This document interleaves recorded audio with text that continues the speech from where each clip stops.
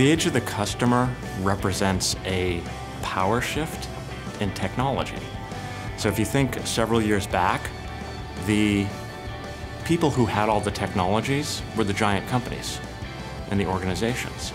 But now with mobile, with web, with the internet, that power has shifted to the consumer.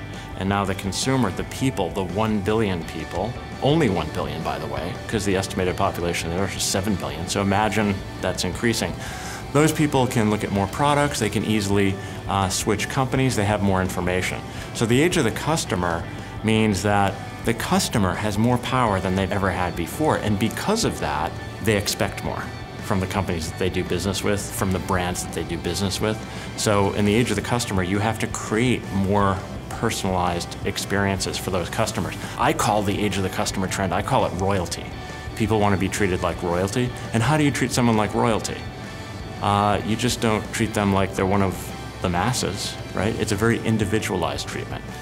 A lot of the brick and mortar stores they want to treat the customers as individuals too, right? In the age of the customer. The idea of showrooming is when a customer, they go into a retail store, they look, touch, and feel the product, and then they proceed to leave the store and buy on an online retailer, like an Amazon.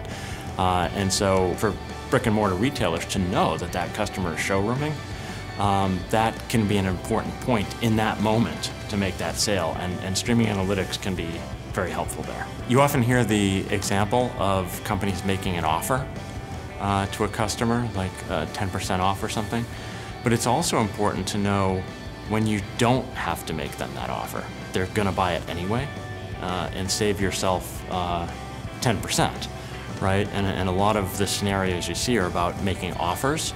And again, that's why it's important to understand that customer as an individual, not treat everyone like they would benefit from a discount. Some don't care, they'll buy it anyway. You want to avoid disasters. Customer experience disaster. So if there's something in your business process that's going to have a negative effect on that customer, then you're going to want to detect that and take action on it before it becomes a disaster. And so this whole trend about big data is partially using data to understand what those individual consumers want, but you also have to understand what they want right now in the moment, and that's where streaming analytics is an essential platform.